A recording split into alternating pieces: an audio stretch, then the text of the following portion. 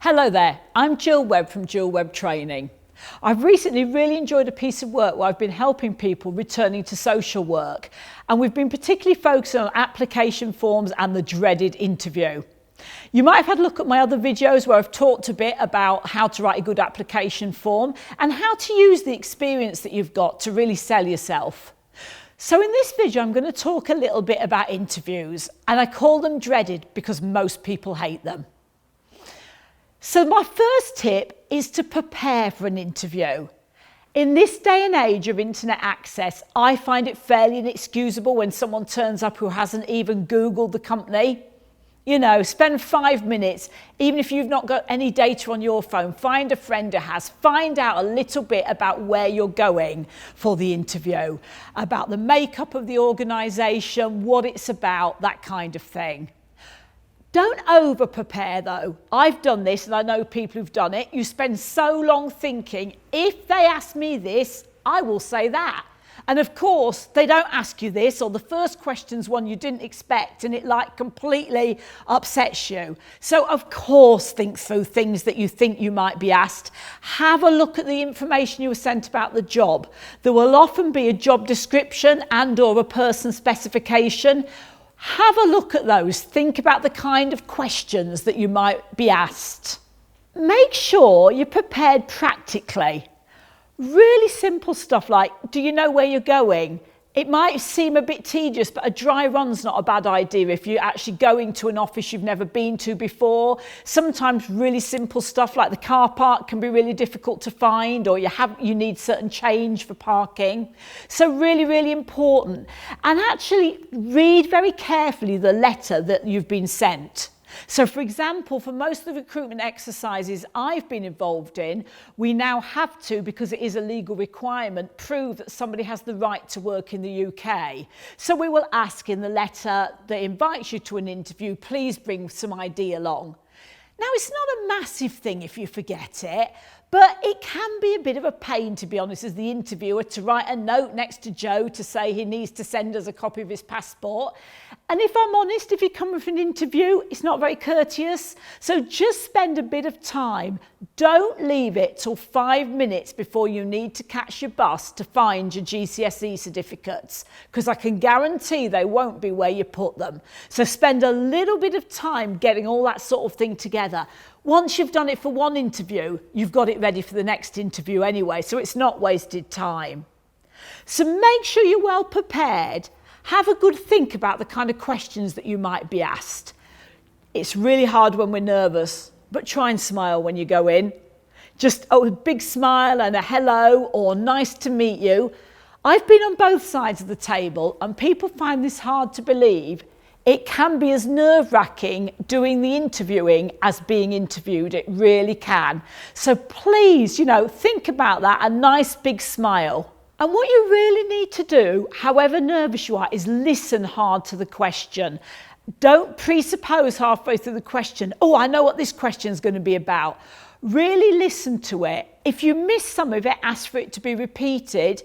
If you find it quite hard to understand, just say, is there any chance of rephrasing that? If you completely have a moment where you can't think of anything, you can't remember anything you've done to do with that area of work, ask if you can come back to that question later. Just get yourself into the swing of the interview. Different interviewing teams have different rules and different protocols around whether you are asked a set of questions, you're allowed to answer them, and there's no further chance to sort of say, would you like to add to it? Other interview teams like to say, thank you for your answer, would you like to add some more? That can be quite hard to judge.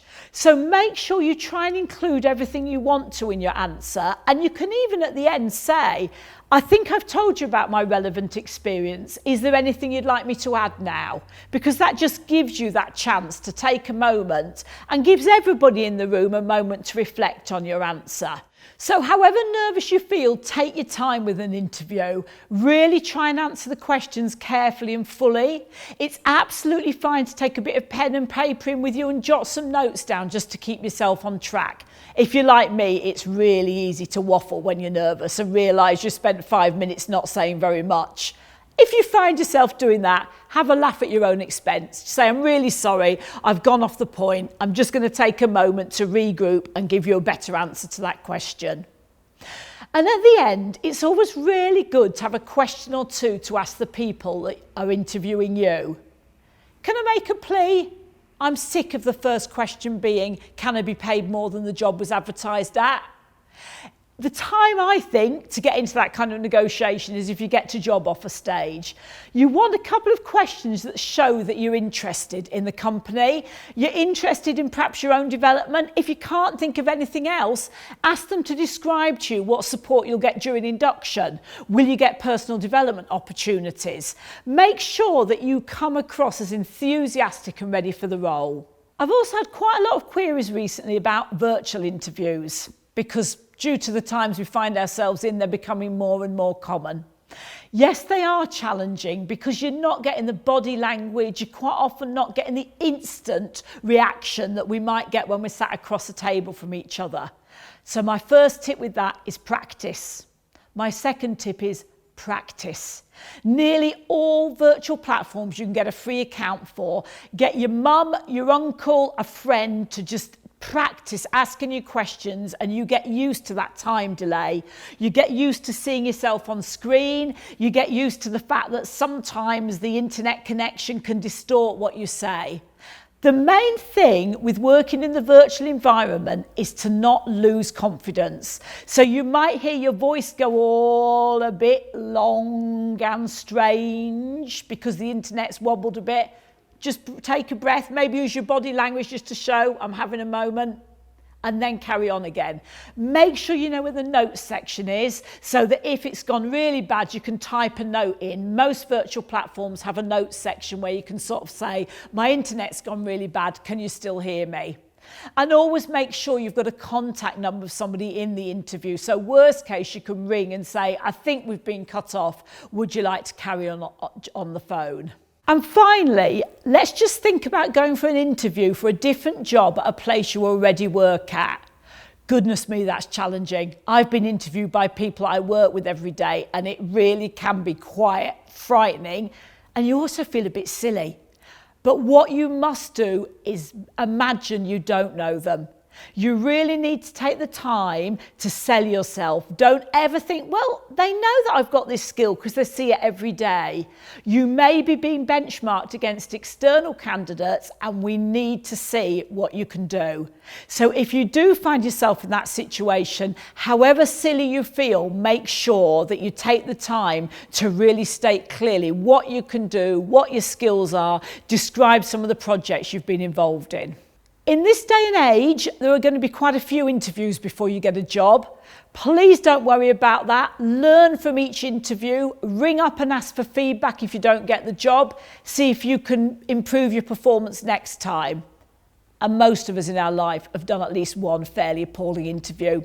That's life. We have to draw a line, learn from it, and move on. I hope you found that useful. If you think some one-to-one coaching on interview skills would be useful, please don't hesitate to contact me. Thank you.